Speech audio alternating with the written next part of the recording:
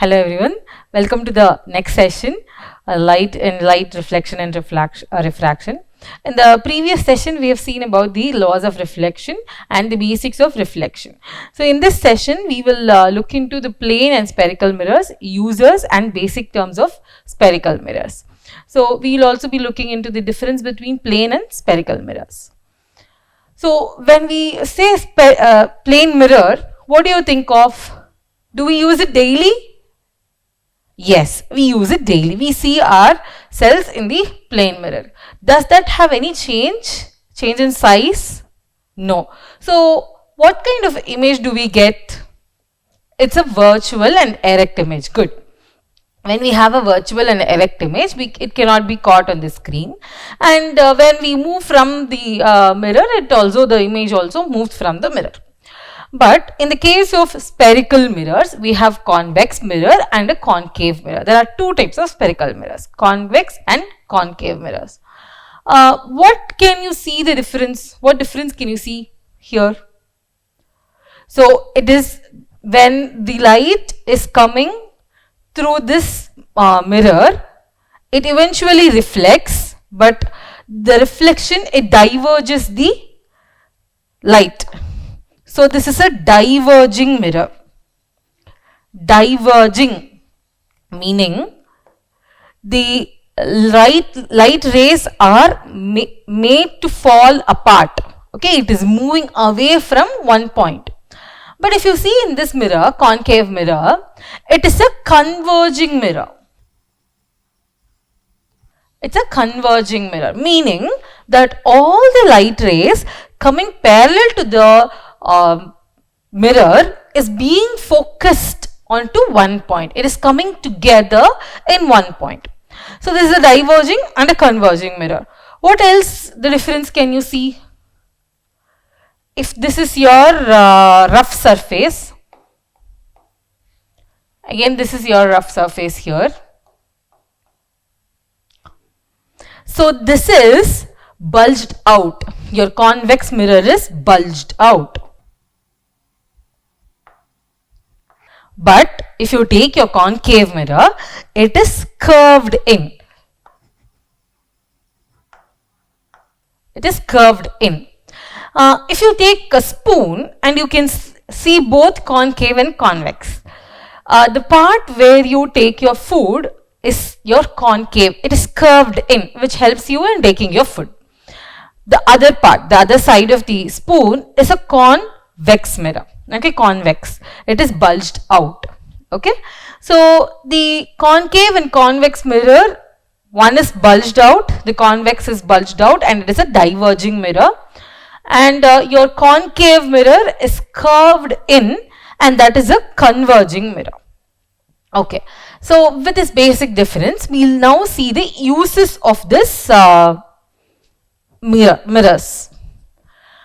When you have concave mirror, that is when it is curved in, okay, usually it is being used by the dentist and the vehicle, okay, and in the vehicle when it is used in the headlight mirrors, as headlight mirrors.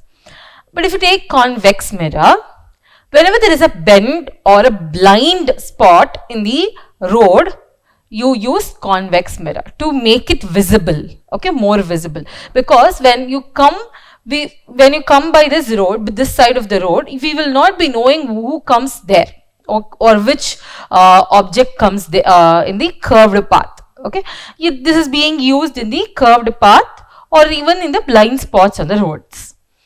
And convex mirror is being used in the rear view image mirror, as rear view mirrors in the cars. So you must have noticed that whenever you sit in a car, there is a driver seat, and in front of the driver seat you will have this rear view image.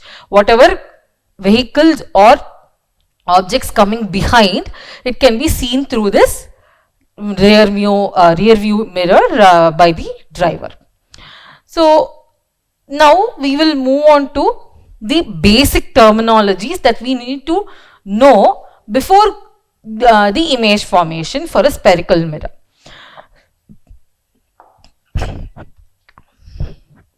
When I say spherical mirror, So I am taking a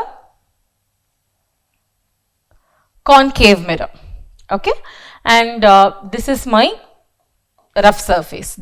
This part of my mirror is the rough surface. We know that it is reflecting. So the center of this reflection or reflecting surface is called the P, that is pole. P is nothing but your pole. Okay, that is the center of the reflecting surface. We also know that spherical mirrors are part of a sphere. Okay, when it is a part of a sphere, you will definitely have a good center. So center of this sphere will be C. That is called the center of curvature. Center of curvature. Whenever you have a center, you will have a radius. Good. So the distance between P and C will be R. R is the radius of curvature.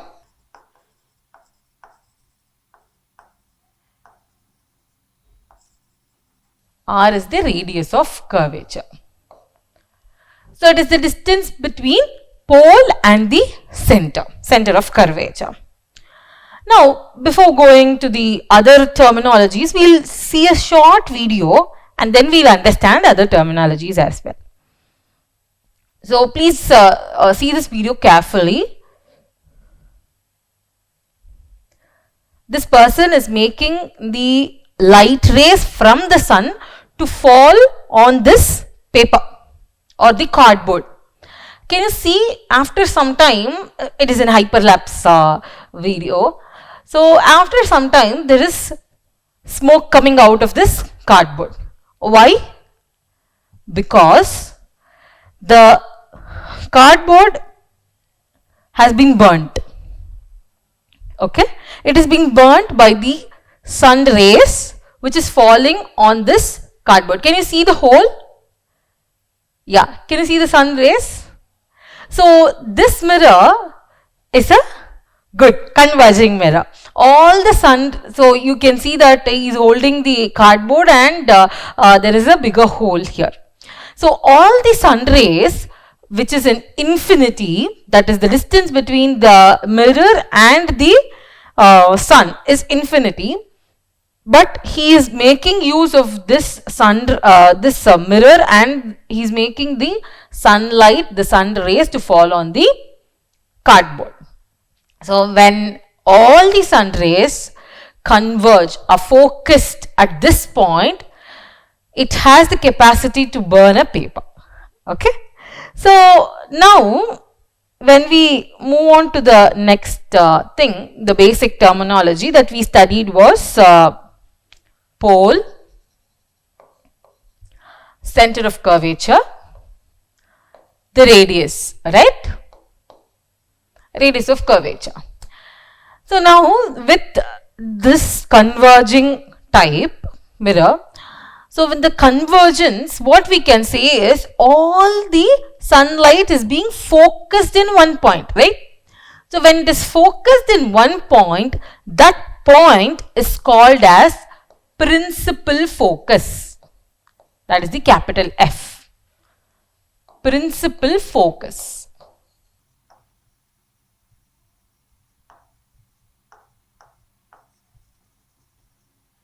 Okay. So principal focus is always between the center of curvature and your pole. Okay. We saw that the distance between the pole and the center of curvature is radius of curvature. So there should be a distance between P and F then. That is pole and the principal of focus.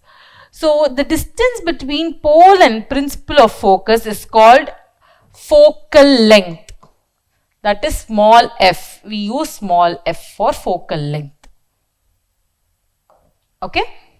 So now we have seen pole, center of curvature, radius of curvature, principal focus and focal length.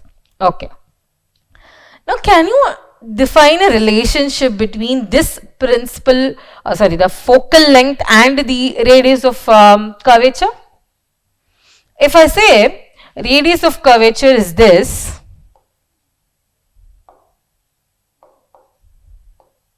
this is radius of curvature and this is my f. What can I say between r and f, the focal length? If I keep my f again here, that will give me my r, right? So, r can be also written as 2f. What can be written? R can be written as 2f.